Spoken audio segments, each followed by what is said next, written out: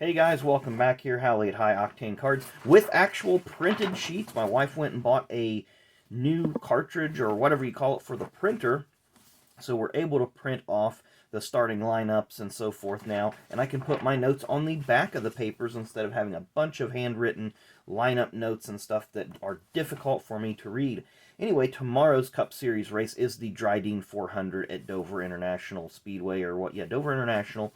It used to be called Dover Downs. It does have a horse racing track inside the facility, so if you ever see an aerial view or go on Google Maps and look at Dover, Dover is a 1 mile concrete oval, but if on the inside of that, you'll see the horse racing facility. They did use the metric starting lineup again. When we go to the road courses, they'll use that, the ones that they haven't been to, so like Road America, the Indy Road Course, COTA, which is coming up here soon. You're going to have the normal qualifying procedures, but they did use the metrics.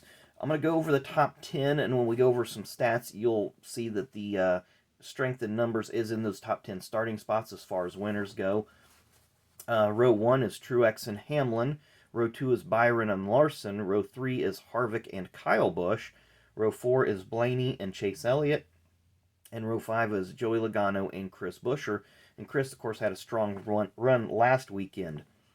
There are 2, 4, 6, 7, 8 former winners in the race, which I'll note those really quickly. Former Dover winners, not exactly of the Drydene 400, but former winners at Dover. So Truex, Hamlin, Larson, Harvick, Busch, Elliott, Newman, Keselowski, and Kurt Busch. Those are your former winners at Dover that are in the race. Your manufacturer breakdown, there's 18 Chevys in the race, 14 Fords, and 5 Toyotas. Chevy has 41 wins at Dover, Ford has 27, and Toyota has 7. Hendrick Motorsports leads all owners at 20 wins. JGR and Roush are tied at 9, and Penske has 8. I'm going to flip these little guys over, give you a little bit of history of Dover. First race was there's been 102 previous races. First race was in 1969, July 6th. Richard Petty won that one. Would have been 4 days after his birthday there. Of course, his birthday is July 2nd. Kevin Harvick won the most recent race there, August 23rd of last year. There have been 13 pole winners overall at Dover, but Jimmy Johnson was the last one to accomplish this feat in 2010. So it's been 11 years since the pole sitter has won. So MTJ not looking too good for you this weekend. There have been 58 times out of 102 races, or 57% of the time, a top 5 starter has won the race. And 78 out of 102 times, or 76%, a top 10 starter has won. So again, put in perspective, those guys that started in the top 10, if your favorite driver wasn't listed, there's a good chance he's not going to win tomorrow. Only 5 times, or 5% of the races held at Dover, has someone come from 21st or worse and won the race. So looking at the 21st place starters on back, Kurt Busch is the only previous winner starting back that far. And looking at the names, Eric Almirola, unless he can break out of this slump of a season he's had, maybe Eric Jones, who does start 23rd, those might be the only guys that really have a legitimate shot. Maybe Cole Custer in 30th. So a lot of power deep in the field, but I don't think any of those 3 guys are going to get it done.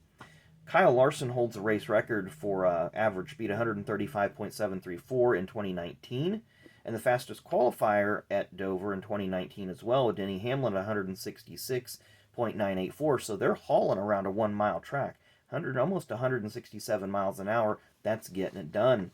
Most amount of lead changes was in 1980 and 1986 when there were 29 lead changes. 1993, there were 16 yellows, and I got another yellow flag fact coming up here that I think that you'll enjoy. Average margin of victory was 0.08, I'm sorry, not the average, but the closest margin of victory, 0.08 seconds, Jimmy Johnson over Kyle Busch in 2005. And if you remember that race, that was the race that Jimmy Johnson and Kyle Busch's cars, though they passed post-race inspection, this was when Kyle was driving for Hendrick during his rookie season, both of those cars had NASCAR deemed them, I don't want to say unapproved, they weren't illegal, but they had some pretty trick shocks on there that lowered the cars at speed and got that big spoiler out of the air, and NASCAR told him, don't bring these shocks back to the track. It was something in the rear suspension, pretty trick, and NASCAR said, don't do it again. Overall, Kurt Busch has the most starts at Dover. He has 41 career starts. Joey Logano has the most starts with no wins. He has 24 starts and no wins. If he had 24 wins, we'd put him as the number one favorite today. J.J. Yeley has 22 career starts. He wasn't even listed here. But we'll put J.J. on the mix anyway because he could pop up in one of the cars at any time. He does have 22 career starts with no top 5s and no top 10s. Kurt Busch has 41 starts but 0 poles. Kevin Harvick has led the most laps of all active drivers at Dover at 1,666. Kyle Busch is second at 1,213, and Martin Truex Jr. has 980 laps. So if Martin leads the first 20 laps, he becomes the third active driver to clear 1,000 laps led at Dover. I see that as a pretty easy feat. Speaking of wins, Martin Truex Jr., Kevin Harvick, Kyle Busch, and Ryan Newman all have 3 career wins at Dover. That leads all active drivers. Of course, Jimmy Johnson, who retired at the end of last season, I believe he had 10 wins at Dover, so he took that contest no problem when he was still active. Denny Hamlin and Ryan Newman both have 4 career poles, leading active drivers.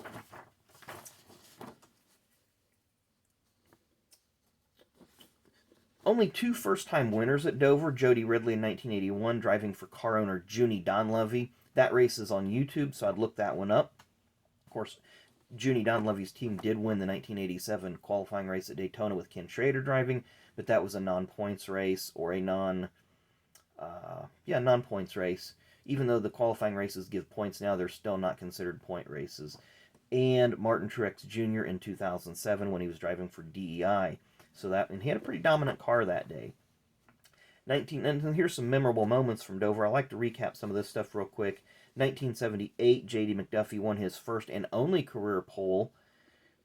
He was on McCreary tires and gave him a speed advantage in a short run. I think he led the first 12 or so laps and then ended up losing an engine early in the race, but it did give him invitation to the inaugural Busch Clash in 1979. I'm sure that helped him out. I think he got $10,000 or so for starting that first Busch Clash, so I'm sure that was very, very welcome money to his team.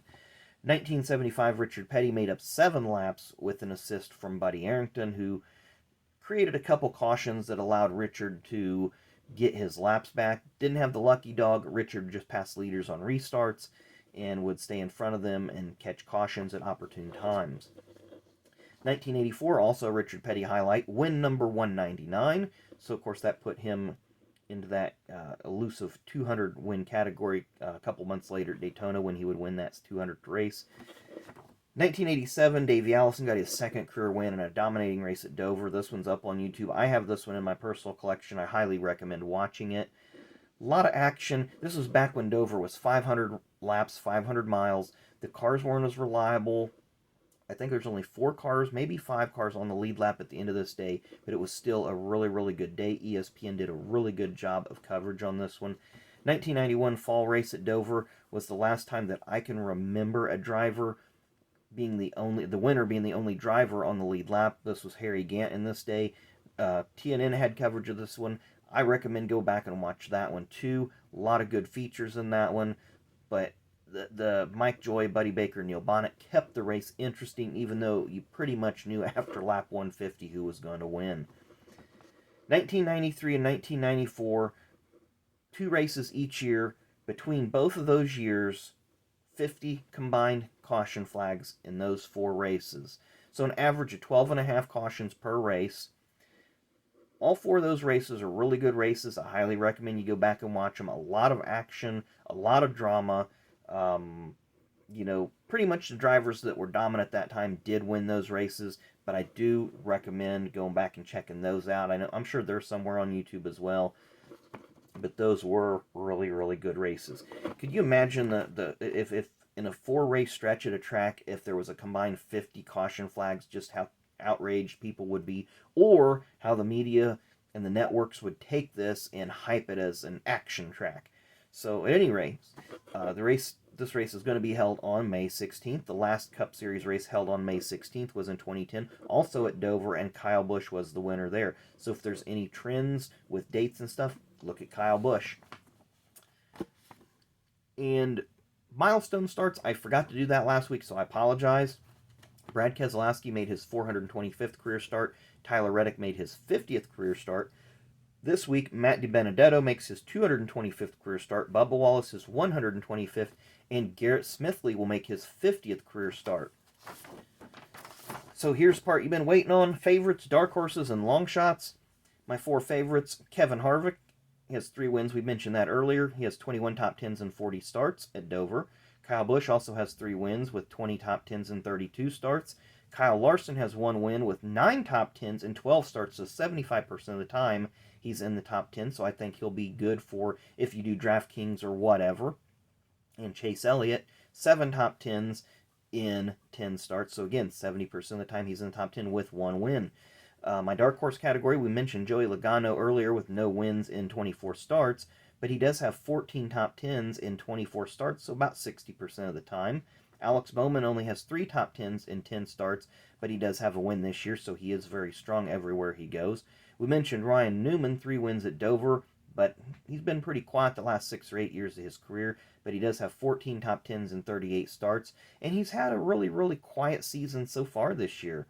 Kurt Busch, who has 1 win at Dover, is kind of having an off year and only has 12 top 10s and 41 starts at Dover, but I think he could turn it around this weekend with a little bit of luck.